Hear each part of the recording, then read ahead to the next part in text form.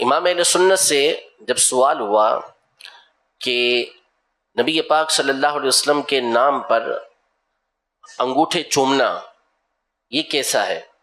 تو آپ نے پوری 500 صفحات پر مستقل ایک کتاب لکھ دی منیر العین کے نام سے،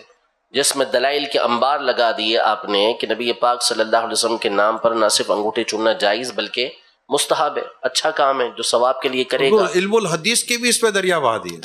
دیے۔ تو ایک تو ہے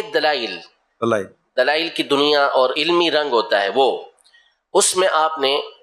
انتہا کر دی، اور یہ وہ کتاب کی جس کا بعد میں جب عربی زبان میں ترجمہ کیا گیا تو عرب کے بڑے بڑے علماء نے اس کے اوپر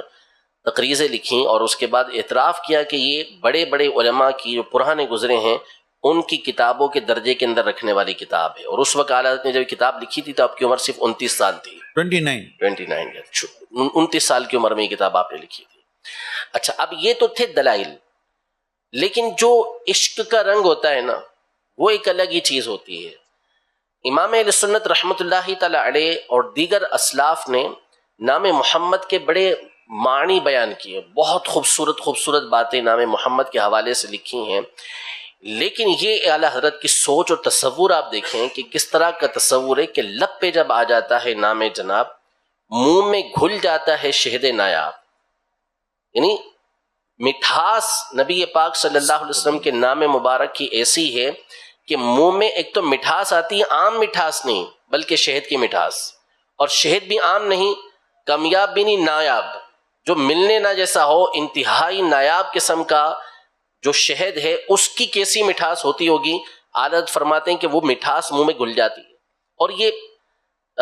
ہم جو عشق دیکھتے ہیں امام اہل سنت کا یہ ایسا ہی ہوگا، بالکل، کیونکہ جب عشق کی انتہا ہوتی ہے تو پھر نتیجے یہی نکلتے ہیں۔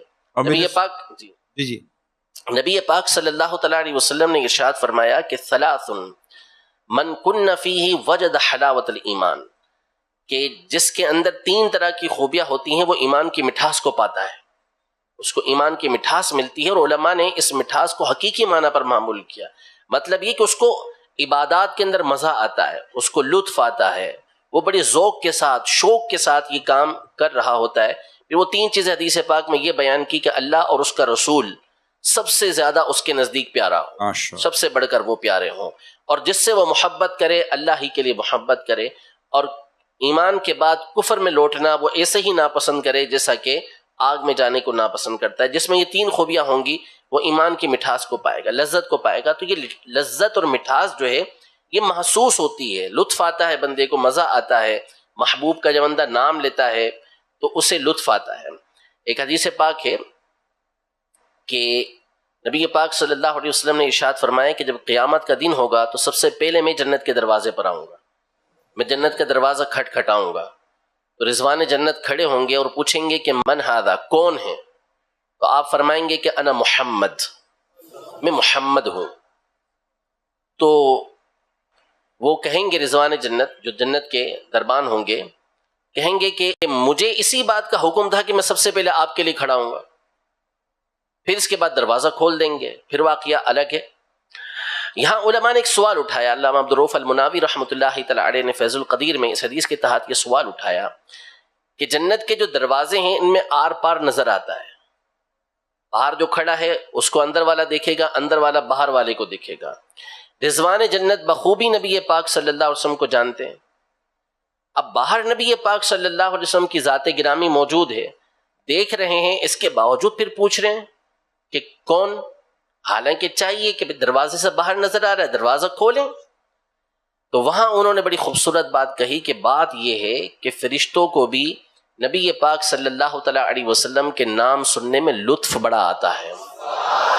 مزہ بڑا آتا ہے، اس لیے انہوں نے پوچھا، پھر اس کے بعد دروازہ کھولا۔ لب پہ آ جاتا ہے جب نام چلا،